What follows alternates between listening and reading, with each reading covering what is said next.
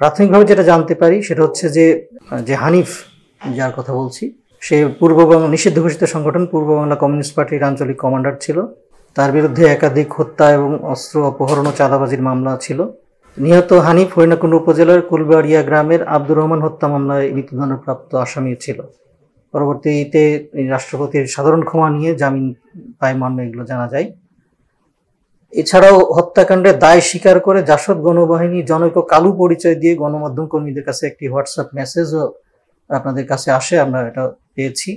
আমরা এটা নিয়েও কাজ করছি এবং অবশ্যই যে হত্যার যে মোটিভ এবং হত্যার যে কারণ এটা আমরা খুঁজে বের করার চেষ্টা করছি এবং একই সাথে আমাদের যে নিহত যারা হয়েছে এর লাশ আমরা ময়নাতদন্তের জন্য মর্গে প্রেরণ করেছি।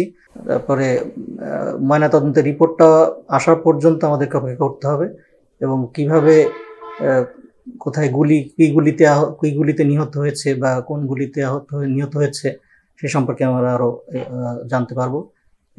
এছাড়া হত্যা মামলা গ্রহণের কার্যক্রম প্রক্রিয়াধীন রয়েছে।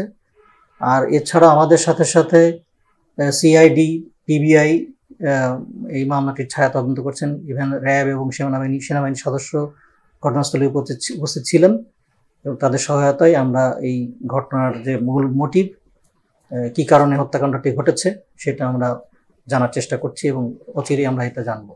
দেখেন, এখনো দেখা যাচ্ছে যে এটা পূর্ব বাংলা কমিউনিস্ট পার্টির যে আঞ্চলিক কমান্ডার ছিলেন উনি হানিফ, এবং একই সাথে কথিত যে কালু নামে যে নাম পরিচয় দিয়ে যে জাসদ গণবাহিনীর থেকে যে একটি খুদে বার্তা এসেছে সাংবাদিকদের কাছে, এটা থেকে প্রাথমিকভাবে যেটা মনে হচ্ছে যে উভয় পক্ষের মধ্যে একটা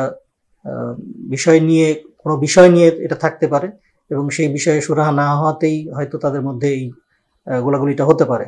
আমরা এটাও তদন্ত করে দেখছি। আমরা তদন্তটা সম্পন্ন করলে আপনার ডিটেলস জানাতে পারবো।